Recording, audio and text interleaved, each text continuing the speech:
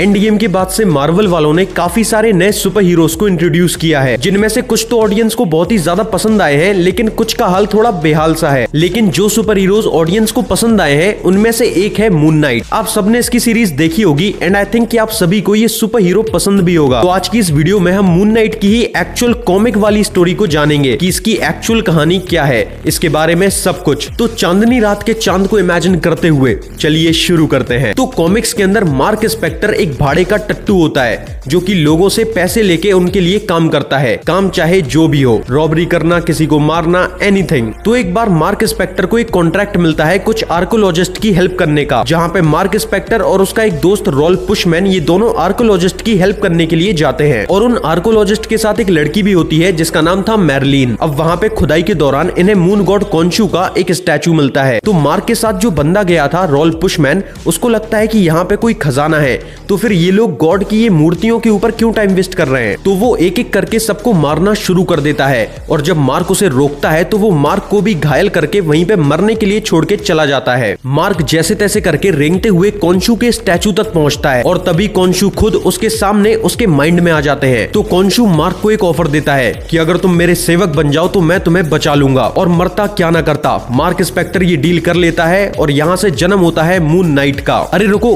कहानी सिर्फ इतनी नहीं है, अब तुम्हें पता लगेगा कि कैसे ये डील मार्क स्पेक्टर की लाइफ को पूरी तरीके से तबाह करने वाली है और इसकी लाइफ का एक्चुअल विलेन कौन है। तो कहानी में आगे मार्क स्पेक्टर सिडनी वापस आ जाता है और मैरलिन को डेट करना शुरू करता है और उसने लोगों को मार के और गैम्बलिंग करके जो पैसा इकट्ठा किया था उससे वो एक एम्पायर खड़ा करता है। और अब वो दिन में एक रिच प्ले बॉय होता है और रात में मून नाइट। लेकिन अपनी दोनों लाइफ्स को अच्छे से मैनेज करने के लिए वो अपनी एक और पर्सनैलिटी बनाता है स्टीवन ग्रांट नाम से, जो कि उस रिच प्ले बॉय वाली आइडेंटिटी को प्ले करती है। अब मून नाइट बन के लोगों की हेल्प करने के लिए उसे पहले लोगों की प्रॉब्लम पता होनी चाहिए, जिसके लिए वो अपनी एक और पर्सनैलिटी बनाता है जेक लॉकली नाम से, जो कि आम लोगों के बीच में रह के हर एक चीज को नोटिस करता था। तो अब उसकी टोटल 3 पर्सनैलिटीज हो गई थी। पहली मार्क स्पेक्टर जो कि खुद ही मून नाइट है, दूसरी जेक लॉकली जो कि लोगों के बीच में सब कुछ नोटिस करता है, और तीसरी स्टीवन ग्रांट जो कि एक रिच प्ले बॉय है। अब थोड़े टाइम तक तो सब कुछ नॉर्मली चलता है, लेकिन फिर मार्क को पता लगता है कि उसे एक बीमारी हो गई है, डिसोसिएटिव पर्सनैलिटी डिसऑर्डर, जिससे उसकी तीनों पर्सनैलिटीज जो उसके माइंड के अंदर थी वो तीनों मिक्स हो जाती हैं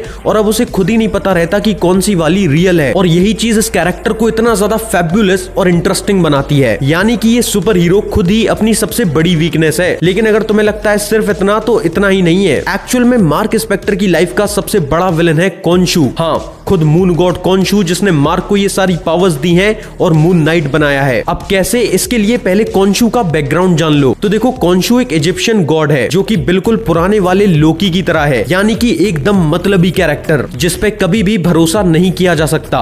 और मार्क की ये जो बीमारी है ये एक्चुअल में कॉन्शू की ही देन है, ताकि मार्क मेंटली वीक हो जाए और कॉन्शू उसकी बॉडी को टेक ओवर कर सके। तो कॉन्शू मार्क को उसके माइंड में ही एक ऐसी जगह भेजता है जहां पे उसको अपनी तीनों पर्सनैलिटीज से फाइट करनी होती है। लेकिन ये चीज मार्क के फेवर में काम कर जाती है, क्योंकि जब वो अपनी तीनों पर्सनैलिटीज को फेस कर रहा होता है तो उसे अपनी रियल पर्सनैलिटी रियलाइज होती है और उसे समझ आता है कि एक्चुअल में वो क्या चाहता है, जिससे कॉन्शू का पूरा प्लान फेल हो जाता है। लेकिन मार्क की अपनी पर्सनैलिटी यानी कि मून नाइट के अलावा एक और पर्सनैलिटी बन जाती है, मिस्टर नाइट, जो कि व्हाइट कोट में है और कॉमिक्स के अंदर ये पुलिस वालों की हेल्प करता है। लेकिन कॉमिक्स में आगे जाके हमें ये पता लगता है कि मार्क को मल्टीपल पर्सनैलिटी वाली बीमारी हमेशा से थी, यानी उसके माइंड में हमेशा से जेक लॉकली और स्टीवन ग्रांट नाम की 2 पर्सनैलिटीज एग्जिस्ट करती थी। और इसीलिए कॉन्शू ने उसे चूज किया था, क्योंकि उसका माइंड दूसरे ह्यूमंस के कंपैरेटिवली काफी ज्यादा वीक था। लेकिन मून नाइट मार्वल के सबसे बैडएस कैरेक्टर्स में से एक है। ये उसी गॉड से पंगा लेके बैठा है जिसने इसे पावर्स दी हैं। कॉमिक्स के अंदर ये डेडपूल को हॉस्पिटल पहुंचा चुका है और तो और इस आदमी ने म्यूनियर को भी लिफ्ट कर लिया है। इनफैक्ट ये म्यूनियर को केवल अपने माइंड से ही कंट्रोल कर सकता है, क्योंकि म्यूनियर उरू मेटल से बना है जो कि एक डेड गैलेक्सी के मून का एक रॉक था। और क्योंकि मून नाइट मून की ही पावर्स को पजेस करता है, इसीलिए उठा लिया। Okay, that's rap for this video. उम्मीद है आपको ये वीडियो पसंद आई होगी और आपको मून नाइट कैसा लगता है मुझे कमेंट करके बताओ। अगर आप मार्वल, सुपर हीरो या फिर डीसी के कंटेंट में इंटरेस्टेड हो तो इस चैनल को सब्सक्राइब करो, क्योंकि यहाँ पे आपको ऐसी बहुत सी वीडियोस देखने को मिलेंगी। चाहो तो चैनल को भी विजिट कर सकते हो और भी सारी वीडियोस को देख के एंजॉय कर सकते हो।